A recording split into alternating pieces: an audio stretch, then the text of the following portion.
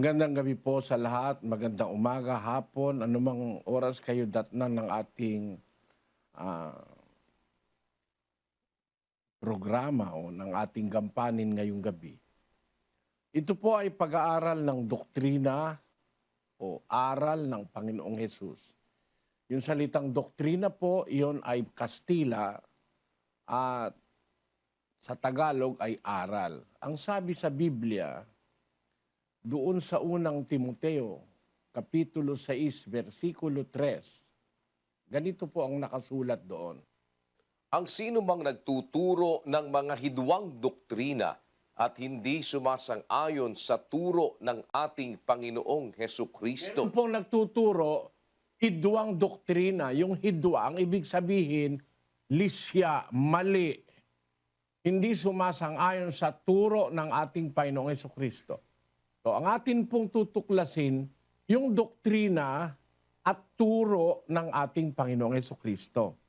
Kaya nga po kasi ganon ay dahil nandito tayo sa panahong Kristiyano. Tapos na po yung panahon ng Mosaiko, yung panahong Israelita, yung panahon ni Moises. Tayo po'y nasa ilalim ng panahon ni Kristo. Kaya ang aral na ating tutuklasin sa Biblia, hindi aral ng kahit na sino pa. Si Kristo po na anak ng Diyos na isinugo sa lupa, na siyang ipinakilala ng Ama na dapat nating pakinggan. 17:5 ng Mateo, ganito po ang nakasulat. Samantalang nagsasalita pa siya, narito ang isang maningning na alapaap ay lumilim sa kanila. At narito ang isang tinig na mula sa alapaap na nagsasabi, "Ito ang sinisinta kong anak na siya kong kinalulugdan. Siya ang inyong pakinggan." Maliwanag po, ang tinig na nanggaling sa langit, narinig ng mga alagad, ito ang sinisinta kong anak na siya kung kinalulugdan, siya ang inyong pakikinggan. Kaya po sa relihiyon, mga kapatid, kung tayo makikinig ng aral, dapat kay Kristo tayo makinig. Ang problema natin sa ating panahon, may nakikinig kung kani-kanino. Ang rekomendasyon ng Ama, napakaliwanag. Ito ang sinisinta kong anak, siya pakikinggan nyo. Yun po ang aming anyaya sa inyo, mga kababayan. Magsuri po muna tayo bago natin desisyonan kung tayo ba'y mananatili sa ating samahan, sa relihiyong Katoliko, sa Iglesia ni Cristo ni Manalo, o sa Baptist, o sa Born Again. Nasa sa inyo po yun, wala namang pwedeng mamilit sa atin. Pero inyo-offer po namin sa inyong pag-aaral na ito, ang pag-aaralan natin, doktrina ni Kristo. Bakit po? Basahin natin ang 4 ng Judas. Ito po ang nakasulat. Sapagkat may ilang taong nagsipasok ng lihim, yaong mga itinalaga ng una pa sa kahatulang ito, mga di banal na pinalitan ng kalibugan ang biyaya ng ating Diyos, na itinatatwa ang ating iisang guro at Panginoong si Hesukristo. Doon po sa komunidad Kristiyano nung una, merong kinikilalang iisang guro at Panginoong si Jesucristo. Hindi ang guro kung sino pa. Ang sabi, iisang guro na siyang ating Panginoong Jesucristo. Kung siya ang iisang guro, siya ang ating pakikinggan pag nagtuturo siya sa atin. Yun po ang punto ko. Kaya ngayon po ang ating pag-aaralan at pakikinggan yung turo ng iisang guro. Huwag tayong pumayag na ang magturo sa atin si Buddha. Iba ituturo ni Buddha o si Shinto. Huwag yun. Hindi po yun ang guro na may karapatang magturo na galing sa Ama ang karapatan. Kasi nung marinig ng mga apostol doon sa bundok na sinasabi sa langit na ito ang aking sinisintang anak na siya kong kinalulugdan, siya inyong pakikinggan, yun mismo ang pagbibigay ng Diyos ng giya sa mga apostol para ang pakinggan nila ang Panginoong Hesukristo na siyang iisang guro na itinakda ng Ama para sa mga Kristiyano sa panahong mula nung unang mangaral si Kristo hanggang sa katapusan na ng mundo. Siya po ang ating guro. Sa Kanya tayo sasangguni, ang Kanyang aral, yung salita ng Kristo, yun po ang ating iisa-isahing pag-aralan mula ngayong gabi hanggang sa susunod na mga gabi kung loloobin ng Diyos. Sapagkat yun ang doktrina ni Kristo. Pag tayo nakinig sa iba, doktrinang hindi kay Kristo, masama po ang kahulugan nun, mga kapatid. 7:7 ng Marcos hanggang 8. Datapwat walang kabuluhan ang pagsamba nila sa akin na nagtuturo ng kanilang pinakaaral ng mga utos ng mga tao. Ayon, maliwanag ano po. Walang kabuluhan ang pagsamba nila sa akin, sabi ng Panginoon, na nagtuturo ng kanilang pinakaaral ng mga utos ng mga tao. Ano ngayon ang nangyari sa 8? Nilisan ninyo ang utos ng Diyos at inyong pinanghahawakan ang salit-saling sabi ng mga tao. Yan po ang masama niyan na lisanin natin, humiwalay tayo sa utos ng Diyos at ang panghawakan natin yung salit-saling sabi ng mga tao. Kaya nga, sabi ni Kristo, walang kabuluhan ang pagsamba nila sa akin. Sumamba man tayo, mag-abuloy man tayo, bigay man natin lahat ng ating kayamanan. Pero ang ating sinusunod pala, utos ng mga tao, doktrina ng mga tao, walang kabuluhan ang ating ginagawa. Kaya sa relihiyon, mga kababayan, ang relihiyon po, hindi nakukuha yan sa parang paano-ano lang, yung parang reckless tayo. Ang relihiyon, we have to take religion and we have to practice religion as seriously as it must be. Kailangan sa pagre-relihiyon, gawin natin yung pinakamabuting pagsusuri bago tayo magrelihiyon. Marami pong kabaliwan sa ating panahon. Maraming pagliligaw sa ating panahon. Ipinagpauna po yan ng Biblia na may magtuturo ng ibang aral, yung mga palalo, yung walang nalalamang anuman tungkol kay Kristo. Ang ituturo, ibang aral. Doon po tayo dapat mag-ingat. Para wag tayong madaya, umpisahan nating pag-aralan ng aral ng Panginoong Hesukristo.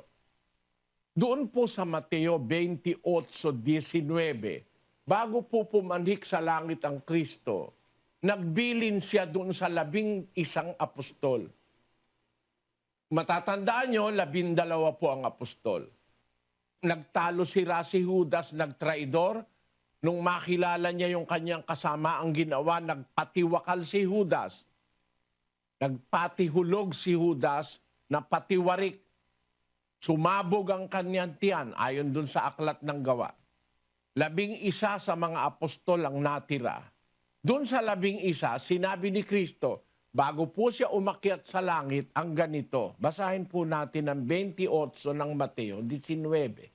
Dahil dito, magsiyaon nga kayo at gumawa kayo ng mga alagad sa lahat ng bansa, na sila'y inyong bautismuhan sa pangalan ng Ama at ng Anak at ng Espiritu Santo. Na ituro ninyo sa kanila na kanilang ganapin ang lahat ng mga bagay na iniutos ko sa inyo. At narito, ako'y sumasa inyong palagi hanggang sa katapusan ng panahon. Ayon, maliwanag na yung ituturo na sinabi ng Panginoong Hesukristo hanggang sa katapusan na yan ng ating panahon.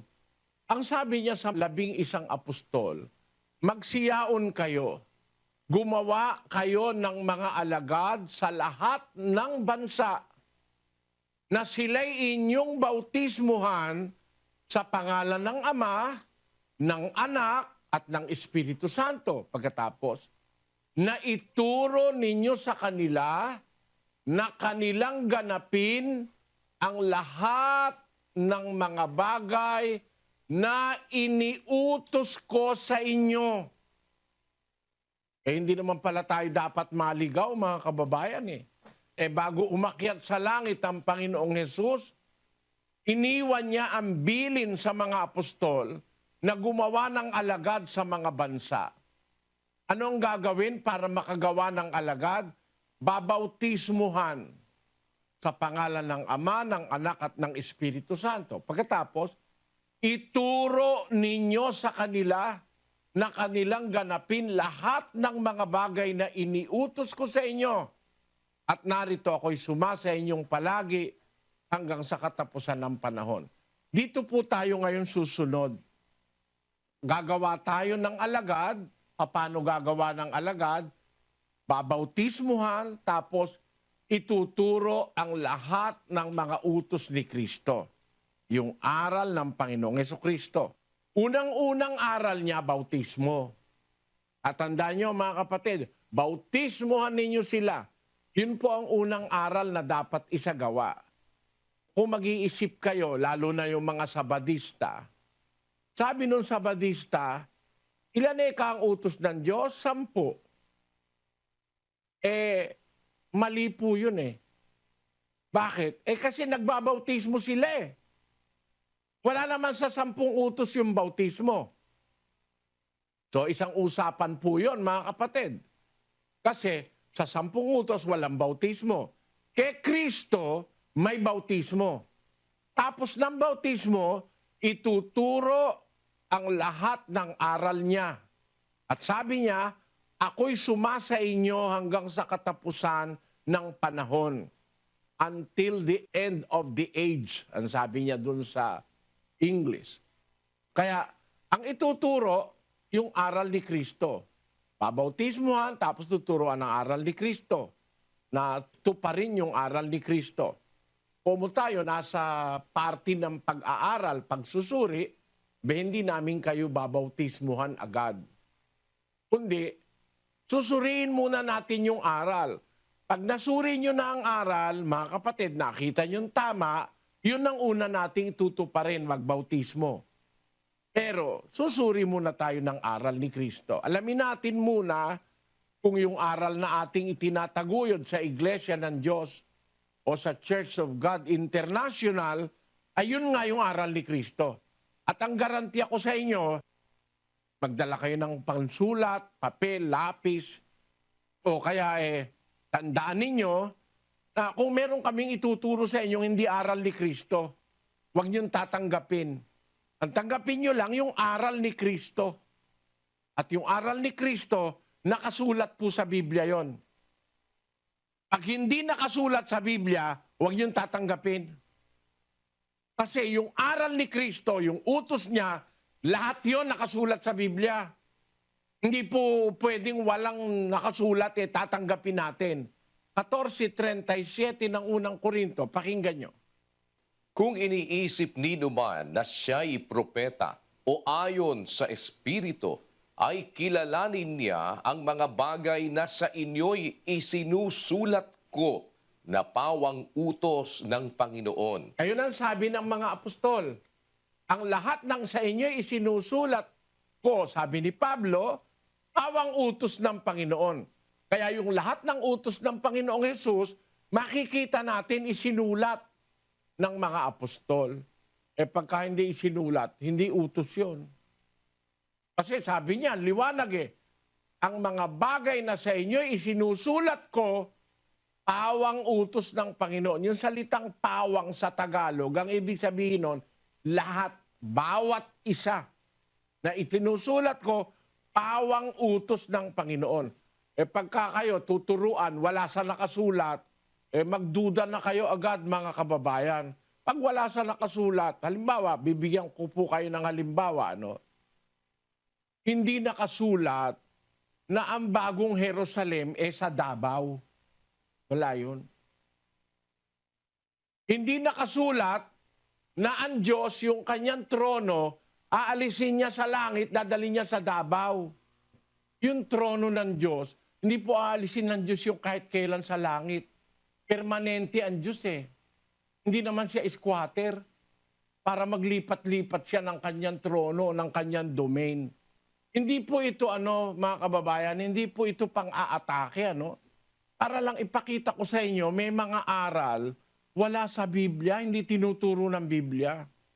Kaya kung alin lang yung nakasulat sa Biblia, yun lang ang ating tatanggapin, yun lang ang ating sasampalatayanan.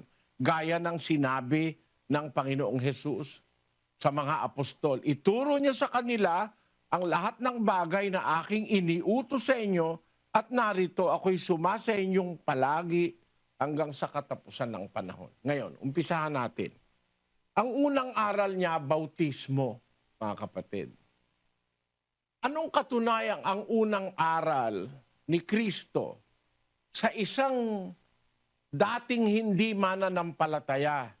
Pero pag nakinig sa Kanya at sumunod sa Kanya, ang unang aral ay bautismo. Alam nyo, si Pablo, yung Apostol Pablo pinag-uusapan sa mga relihiyon. Yan po, hindi dating Kristiyano yan. Yan po ay miyembro ng Judaismo, si Apostol Pablo. Basahin natin ang 1:13 ng Galacia. Sapagkat inyong nabalitaan ang aking pamumuhay ng nakaraang panahon sa relihiyon ng mga Hudyo, kung paanong aking inuusig na malabis at nilipol ang iglesia ng Diyos. Nung nasa panahon na siya'y nasa relihiyon ng mga Hudyo, ang ginagawa ni Pablo, inuusig niya yung iglesyang itinayo ni Kristo. Inuusig ko ikang malabis at nililipol ang iglesia ng Diyos. Sabi ni Pablo,